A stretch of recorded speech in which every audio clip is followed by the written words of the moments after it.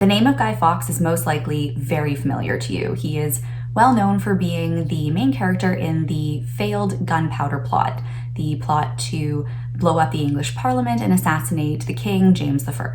What's less well known is that Fawkes is more of a symbol than anything else. He wasn't the brains behind the operation, and he's only really that well known because he was captured first. So we've got a 17th century nobody from nowhere and a failed terrorist plot. And both of these created a national holiday and became a symbol of worldwide anti-establishment ideology. It's a bizarre story, and we're going to get into it in this video. Let's go.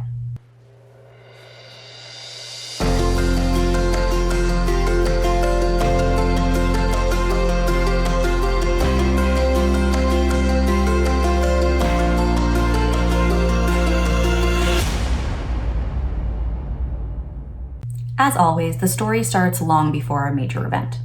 From 1558 to 1603, Elizabeth I ruled England. Her reign lasted 44 years and is generally considered one of the most glorious in English history.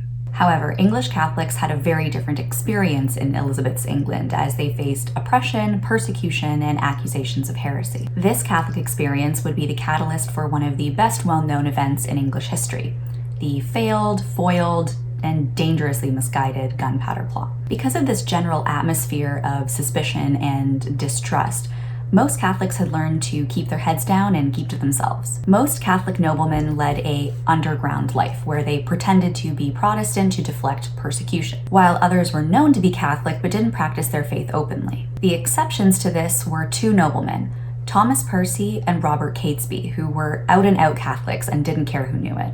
They were also the real brains and navigators behind the Gunpowder Plot. In fact, Guy Fawkes was completely unknown in England at this time. He was a mysterious, bearded, disheveled character from Yorkshire who was only really recruited to be a member of the group due to his expertise with explosives. As Elizabeth grows older and it becomes obvious that she won't be bearing any children, eyes fall to James of Scotland, who will become the next King of England. In an attempt to suss out the future king's intentions for the treatment of Catholics, Thomas Percy makes the trip to Scotland to speak with him. Now, James's mother, Mary Queen of Scots, was a staunch Catholic, a champion of Catholics in her lifetime, and although James I was Protestant, he was decently tolerant of religious differences in the way that he ruled Scotland. But in speaking with Percy, he is purposefully vague and misleading. And the nobleman actually comes away from the conversation with James, believing that it's his intention to help liberate the Catholics from their fearful existence in England. This miscommunication is the spark that ignites the first flame. A year or so after this conversation, in 1603, Elizabeth I dies, and James becomes king. Percy, Catesby, and all of their friends are delighted, believing that there will be a multitude of changes and reforms in favor of them and their Catholic kinsmen. Unfortunately for them, it doesn't quite play out this way. Not only does nothing improve, but James actually upholds many of Elizabeth's anti-Catholic measures. For instance, establishing an edict expelling all Catholic priests from England. Now this is not just the spark that ignites the second flame. This is the match that lights the stick of dynamite, pardon the pun. Percy and Catesby are outraged and see this as the ultimate betrayal from a king who alluded to a better future for English Catholics. Protestantism is now in complete and utter control. And the only way these men see that changing is through an event so radical and dangerous that even their fellow kinsmen would come to condemn it. Thomas Percy rents out a cellar at Westminster Abbey, which happens to be right below the Houses of Parliament. So the structure we know today as Westminster Abbey is largely 19th century reconstruction and improvements. In Percy's day, it would have been an even more vast, sprawling estate that ordinary people could basically come and go from as they pleased. So Percy rents out this cellar underneath the Houses of Parliament, and they begin to bring in barrel after barrel of gunpowder. Lots and lots of gunpowder, 36 barrels of dynamite to be exact, which would have been enough to blow up the Parliament building over 20 times. The group of Catholic rebels then waits for the opening of Parliament, but alas, they are betrayed. Now, the betrayal itself is not hugely surprising. These men were not the epitome of discretion. But what is surprising is that to this day, we still do not know who wrote the letter that outed them. It was sent to one of these underground Catholic noblemen, the Baron of Monteagle, warning him not to attend the first day of Parliament because a mighty blow was about to be dealt. I'm a fan of puns. Whoever wrote that pun gets an A+.